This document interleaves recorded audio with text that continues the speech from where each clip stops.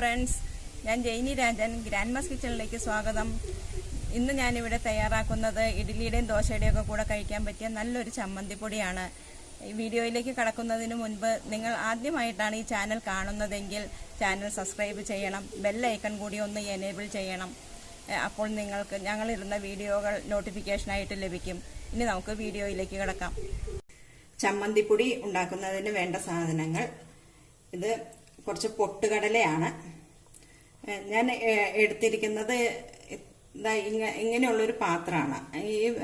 ഈ ബൗളിൽ രണ്ട് സാധനങ്ങളാണ് ഇതിലേക്ക് മെയിനായിട്ട് വേണ്ടത്. ഉഴുന്നും പൊട്ടുകടല രണ്ടും ഒരേ അളവിന് തന്നെയാണ് ഞാൻ ഇതിൽ എടുത്തിരിക്കുന്നത്. ഇനി നമുക്ക് ഇതിനെ ഒന്ന് വറുത്തെടുക്കണം.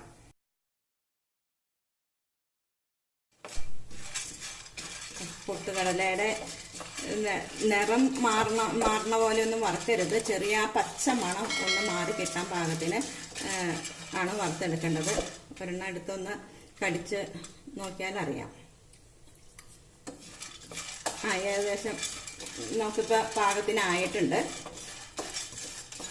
തീ കൂട്ടി വെച്ച് വറുക്കരുത്. വറുത്ത് കഴിഞ്ഞാൽ ഇതിന് ബ്രൗൺ നിറത്തിലേ ആയിപ്പോകും.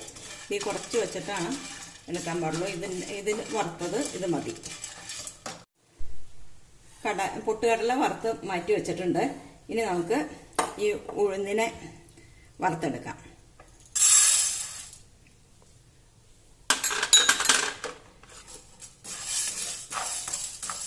എരിവിനായിട്ട് കുരുമുളകാണ് ഇതിലെടുക്കേണ്ടത്.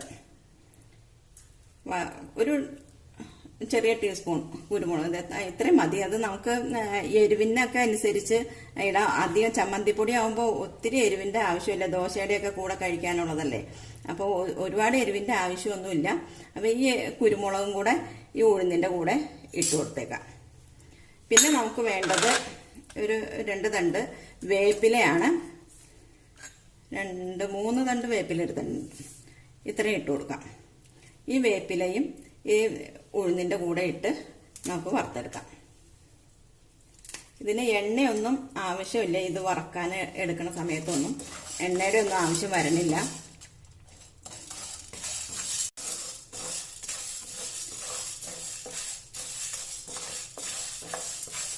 ഉഴുന്നിന് ചെറുതായിട്ടൊന്ന് നിറം മാറി വരണ വരെ നമുക്കിതൊന്ന് വറുത്തെടുക്കണം.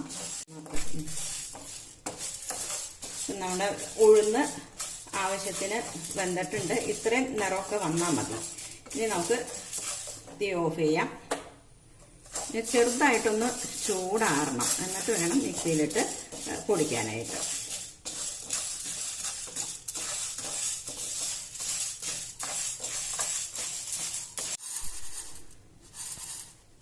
നമ്മുടെ ചമ്മന്തിപ്പൊടിക്കുള്ള കൂട്ടായി റെഡി ആയിട്ടുണ്ട്. ഇനി അതൊന്ന് ചൂടാറിയിട്ട് നമുക്ക് മിക്സിയിലിട്ട് പൊടിക്കാം. ഇതിൻ്റെ കൂടെ കുറച്ച് ഉപ്പ്, അത് ആവശ്യത്തിന് ഉപ്പും കൂടെ ചേർത്തിട്ട് മിക്സിയിലിട്ടൊന്ന് പൊടിച്ചെടുക്കാം.